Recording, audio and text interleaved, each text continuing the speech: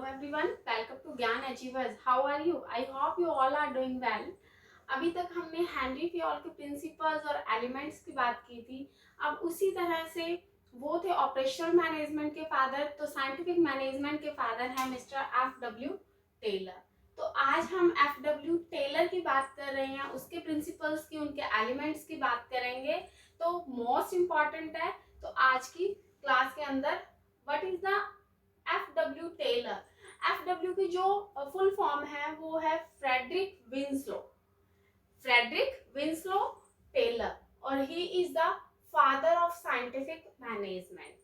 जबकि हेनरी फियोल किसके फादर थे? ऑपरेशनल मैनेजमेंट के थे. अब नेक्स्ट वन है कि उन्होंने सबसे पहले इंट्रोड्यूस किया था जो साइंटिफिक मैनेजमेंट है, उन्होंने यूएसए के अंदर 20th सेंचुरी की बिगिनिंग में साइंटिफिक मैनेजमेंट के कॉन्सेप्ट को इंट्रोड्यूस किया था. जबकि हेनरी फियोल ने कब किया था?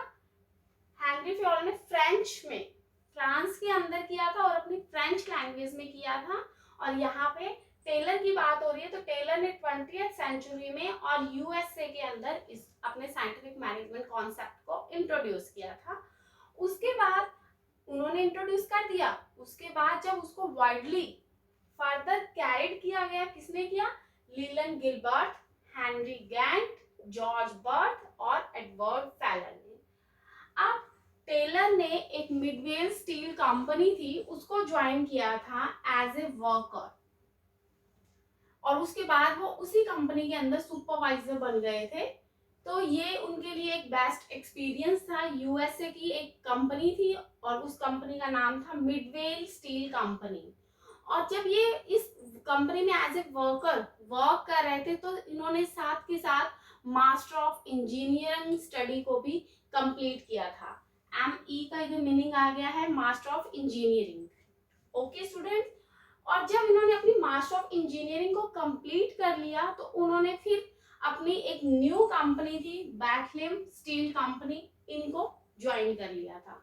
तो मिडवेल स्टील कंपनी और बैकलिम स्टील कंपनी से उनको एक एक्सपेरिमेंट किया, और उस एक्सपेरिमेंट में उन्होंने यही देखा कि किस तरह से आप people means shop floor level means workers की एफिशिएंसी को कैसे इंक्रीज कर सकते हो. जबकि हेनरी फियोल किसकी एफिशिएंसी को इंक्रीज करा था? टॉप फ्लोर लेवल की. और F.W. टेलर ने की है shop floor level means workers की लोअर लेवल की एफिशिएंसी को कैसे इंक्रीज किया जा सकता है. बिकॉज इन्होंने एज ए वर्कर और as a supervisor shop floor level पे वर्क किया था, तो उनकी जो भी प्रॉब्लम्स थी वो उनको अंडरस्टैंड कर सकते थे. और साथ ही साथ इनका जितना भी कंट्रीब्यूशन था, F.W. टेलर ने जो भी कंट्रीब्यूशन किया था एज ए रिसर्च पेपर या कुछ और कॉन्सेप्ट्स के अंदर, तो वो सारे का सारा कंट्रीब्यूशन कंपाइल्ड कर दिया गया था उनकी एक बुक के नाम से. That's book name is scientific management. I hope ये एक छोटी सी इंट्रोडक्शन थी कि F.W. टेलर की, और ये आपको समझ आ गई होगी. अब हम स्टार्ट करते हैं principles of scientific management by F.W. Taylor. तो अब हम प्रिंसिपल्स के अंदर हमने यहाँ पे 5 पॉइंट्स से डिवाइड किया है, और इस प्रिंसिपल्स के अंदर फर्स्ट हमारा ये सारे प्रिंसिपल्स हैं, दीज आर प्रिंसिपल्स. तो फर्स्ट प्रिंसिपल है scientific management is a science not rule of thumb. Means इसके अंदर आप कोई एस्टिमेशन मत कीजिए, आप इसके अंदर कुछ प्रिसाइज कीजिए. ठीक है. आप अननेसेसरी जो वर्क है उसको एलिमिनेट कर दीजिए. आपने अगर अपने एम्प्लॉयज का सिलेक्शन करना है तो आप साइंटिफिक मेथड से कीजिए. आपने अगर सैलरी वेजेस पेमेंट करनी है तो P-SET सिस्टम से अलग अलग साइंटिफिकली आप वे से सैलरी की पेमेंट कीजिए. मींस मेन इसके अंदर आपको बोला गया है कि हर चीज को साइंटिफिकली वे से कीजिए. ओके. आई होप आपको ये पॉइंट समझ आया होगा कि इसके अंदर मान लीजिए अब साइंटिफिकली वे में मैं आपको एक एग्जांपल दे देती हूँ कि जैसे मान लीजिए आपका ये फैक्ट्री है. ठीक है. आपका लंच टाइम हुआ, और लंच टाइम के अंदर आपको इधर से कम 1 किलोमीटर के डिस्टेंस पे आपके लिए यहाँ पे फूड लंच लेने के लिए आपका प्लेस बना दिया गया है. तो ये जो चीज कर रहे हैं इसके अंदर अब पहले एम्प्लॉयज इधर जाएंगे, फिर वापस यहाँ से फूड ईटिंग करेंगे और फिर यहाँ पे फिर वापस आएंगे, तो इतने में तो उनको इतनी ज्यादा थकावट हो जाएगी, वो टायर्डनेस हो जाएगी। ठीक है, तो ये चीज का जो वेस्टेज ऑफ टाइम हो रहा है उस चीज को खत्म करना है, साइंटिफिकली वे से सोचना है कि किस तरह से हम टाइम को सेव कर सकते हैं, किस तरह से एम्प्लॉयज की एनर्जी जो वेस्ट हो रही है उसको सेव कर सकते हैं। तो ये चीज आ जाएगी कि it is a science not rule of thumb. Next one है it is a harmony not discord. Harmony का मतलब होता है कि एक अच्छी थिंकिंग से, पॉजिटिव थिंकिंग से कर रहे हो कोई आप काम, नॉट डिस्कार्ड कि आपने कोई फाइटिंग नहीं करनी है, आपने कोई ऐसा लड़ाई झगड़ा नहीं करना है। ठीक है, तो साइंटिफिक मैनेजमेंट के अंदर आपने हार्मनी से वर्क करना है। फॉर एग्जाम्पल आपकी कंपनी में कोई एम्प्लॉय है और वो आपके वर्किंग आवर से हैप्पी नहीं है। अब वर्किंग आवर से आप हैप्पी नहीं हो तो आप जाके स्ट्राइक कर देते हो, तो ये तो गलत हुआ ना। आप स्ट्राइक कर रहे हो, उससे बेटर ये है कि आप एक बार मैनेजमेंट से डिस्कस तो करो। हाँ, मैनेजमेंट से डिस्कस करो, वो मैनेजमेंट अगर सॉल्यूशन निकाल लेती है तो बस फिर तो आपने क्या किया है, हार्मनी वर्क कर लिया। बट आप मैनेजमेंट से डिस्कस ना करके सीधा फैक्ट्री को लॉकआउट कर देते हो, स्ट्राइक कर देते हो, तो वो तो चीज क्या कर रहे हो, आपने यहाँ पे तो प्रोडक्शन को इफेक्ट कर दिया, आपने अपने जो पार्टीज है उनको अफेक्ट कर दिया। ठीक है, तो साइंटिफिक मैनेजमेंट के अंदर है कि it is a harmony work होना चाहिए, ये एक तरह से डिस्कॉर्ड नहीं करना चाहिए। सेकंड वन है कि इसके अंदर वर्कर्स और मैनेजमेंट के बीच में कॉर्डियल रिलेशन होना चाहिए। ठीक है, अगर मैनेजमेंट ही वर्कर्स की सुन ही नहीं रही है तो फिर वर्कर्स अपनी जो प्रॉब्लम्स है उनको किसके साथ डिस्कस करेगा। ओके, तो वर्कर्स और मैनेजमेंट के बीच में कॉर्डियल रिलेशनशिप होना चाहिए, उनको एक दूसरे को कंप्लीटली हार्मनी बिहेव होना चाहिए। जो भी डिफरेंस है, मान लीजिए वर्कर्स अपनी चला रहे हैं, मैनेजमेंट अपनी चला रही है, तो उससे इनडायरेक्टली लॉस किसको हो रहा है, कंपनी को हो रहा है, ऑर्गेनाइजेशन को हो रहा है। वो ना ऑर्गेनाइजेशन के लिए बेनिफिशियल नहीं है तो डायरेक्टली क्या हो गया है, ना मैनेजमेंट के लिए बेनिफिशियल है ना एम्प्लॉयज के लिए। कल को अगर फर्म ही बंद हो गई है तो फिर जो एम्प्लॉयज हैं वो कहाँ काम करेंगे। ओके, तो हार्मनी से वर्क करना है, ना कि आप मिसबिहेव करो या कुछ गलत वे से वर्क करते हो, जैसे लॉकआउट्स कर दिया, तो इससे लॉस फर्म का ही है। नेक्स्ट वन है कि मैनेजमेंट और वर्कर्स को एक दूसरे को समझना चाहिए। ये सभी पॉइंट्स है ना कुछ वे से इंटर रिलेट करते हैं।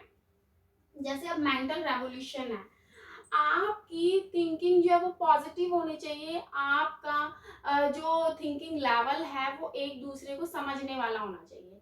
मैनेजमेंट एम्प्लॉयज को समझे और एम्प्लॉयज मैनेजमेंट को समझे। ठीक है, अगर आप दोनों की आपकी थिंकिंग है, आप एक दूसरे की वैल्यू समझते हो, आपने अगर ये सोच लिया कि ठीक है मैनेजमेंट हूँ, मैं हायर लेवल पे बैठा हूँ, मेरे अकॉर्डिंग ही वर्क करेंगे, तो वो एक टाइम तक करेंगे। उसके बाद क्या है, आजकल एम्प्लॉयज के पास भी बहुत सारे राइट्स हैं, ट्रेड यूनियन बनती है। ठीक है, बहुत सारे वो भी अगेंस्ट चले जाते हैं फैक्ट्री के। तो ये चीज क्या बन जाती है कि मेंटली रेवोल्यूशन होना चाहिए एज एन एम्प्लॉय या as an management, as a management.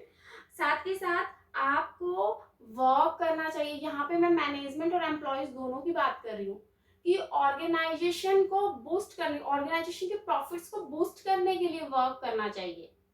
Okay, तो ये चीज आ रही है यहाँ पे मेंटल रेवोल्यूशन की, इस तरह की थिंकिंग लेवल रखो जो ऑर्गेनाइजेशन के लिए बेनिफिशियल है। साथ ही साथ आप यहाँ पे वर्कर्स और मैनेजमेंट दोनों को ही कंप्लीटली चेंज कर देना चाहिए अपने आप को, कंपनी के बेनिफिट्स के लिए, कंपनी के फायदे के लिए। जहाँ पे कंपनी को फायदा हो रहा है, आपके ऑर्गेनाइजेशन को फायदा हो रहा है, आप वो वर्क कीजिए। नेक्स्ट वन है कि इसके अंदर सबका togetherness, both have sense of togetherness, दोनों के अंदर ही एक साथ काम करने का, कॉपरेशन से कोऑर्डिनेटली काम करोगे तब ही मैनेजमेंट ऑर्गेनाइजेशन जो है वो आगे सक्सेसफुल हो पाएगी। नेक्स्ट वन है कॉपरेशन एंड इंडिविजुअलिज्म। यहाँ पे मैनेजमेंट और वर्कर्स सबको कॉपरेट करना चाहिए एक दूसरे को, सब अगर मिलके काम करेंगे तो ठीक है, ऑर्गेनाइजेशन आपकी सही ट्रैक पे चल रही है। और सब कहते हैं इंडिविजुअली नहीं, हम बेस्ट कर सकते हैं, हम बेस्ट हैं, हम कर लेंगे ये सब चीज। जब मैं आ जाती है ना, तो वो ऑर्गेनाइजेशन ही क्या हो जाती है, शट डाउन हो जाती है। ओके, तो इसके अंदर कॉपरेशन से कॉन्फिडेंस होना चाहिए। ये नहीं है कि टॉप लेवल को अपने लोअर लेवल पे कॉन्फिडेंस ही नहीं है कि क्या वो वर्क कर पाएंगे। अरे आपने रिस्पॉन्सिबिलिटीज दिया, आपने अथॉरिटी दी है, वो आपके लिए अकाउंटेबल है, आपने उनको कहीं पे वर्क दिया है या कहीं पे ऑर्गेनाइज किया है, तो कुछ स्पेशलाइज वे से ही किया होगा ना। तो आपको कॉन्फिडेंस भी होना चाहिए। लोअर लेवल को अपने मैनेजमेंट पे होना चाहिए और मैनेजमेंट को अपने लोअर लेवल पे होना चाहिए। नेक्स्ट वन है, यहाँ पे मेन जो रीजन है कि आपका जो ऑर्गेनाइजेशन का इंटरनल कंपटीशन है उसको खत्म करना है। यहाँ पे हमने कॉपरेट करना है एक दूसरे को। तो ये चीज क्या बन गई है यहाँ पे, cooperation and individualism. Next one है, development of every person to his greatest efficiency. हर पर्सन के बारे में सोचना चाहिए। ये नहीं है कि आपके 1000 एम्प्लॉयज है, 700 बहुत बढ़िया वर्क कर रहे हैं, ठीक है, 700 300 एम्प्लॉयज जो है उनको भी तो आप सैलरी दे रहे हो, ठीक है। सैलरी जा तो कहाँ से रही है, कंपनी में से जा रही है, कंपनी को तो इनडायरेक्टली लॉस हो रहा है ना। तो आपको हर एम्प्लॉय की तरफ ध्यान देना चाहिए। अगर एम्प्लॉयज को ट्रेनिंग की नीड है, मेंटली कोई मोटिवेशन की नीड है, मेंटली कोई और वे चाहिए, तो वो सब चीजों को क्या करो, आप ट्रेंड करो। चाहे आपको एक अलग से पर्सन हायर करना पड़े, वो चीज एक मोटिवेटर पर्सन रखो। साथ के साथ यहाँ पे हर पर्सन को आप वर्क डिवाइड करो और रिस्पॉन्सिबिलिटी दो। अगर एम्प्लॉयज के अंदर आप भेदभाव कर रहे हो, तो उससे क्या होता है, वो इनडायरेक्टली ऑर्गेनाइजेशन के लिए लॉसफुल हो जाता है। यहाँ पे आप हर एम्प्लॉय को एक समझो और सभी एम्प्लॉयज के बीच में काम को डिवाइड करो, ताकि एक्सपीरियंस बनता है और हर पर्सन के अंदर क्या होता है कि मुझे भी वर्क मिला है, मुझे इसका अपना बेस्ट देना है। तो उससे वो पर्सन रिस्पॉन्सिबल बनता है और वो ऑर्गेनाइजेशन के लिए फ्रूटफुल हो जाता है, ठीक है। इसके अंदर साथ में इससे फायदा क्या होता है कि आपको मैक्सिमम आउटपुट मिलता है। आपके मान लीजिए 10 एम्प्लॉयज है, आपने 7 को तो दे दिया अच्छा काम, 3 एम्प्लॉयज को आपने फ्री कर दिया, तो उनमें तो ये नेगेटिविटी आ जाती है कि हमें रिस्पॉन्सिबिलिटी नहीं देते हैं, क्या हम बेस्ट वर्क नहीं करते। और उन 7 एम्प्लॉयज में आ जाता है कि ये तो आराम से रिलैक्स होकर वर्क करें, सैलरी सबको सेम मिलेगी, तो हम क्यों काम करें। वो अपनी एफिशिएंसी से 7 एम्प्लॉयज वर्क नहीं कर रहे हैं। 3 एम्प्लॉयज ये सोचते हैं कि क्या हम डल हैं, जो हमें बेस्ट वर्क करने के लिए हमें अथॉरिटी नहीं दी गई, हमें रिस्पॉन्सिबिलिटी नहीं दी गई। तो 10 के 10 एम्प्लॉयज उतना एफिशिएंट वे से वर्क नहीं कर पाएंगे।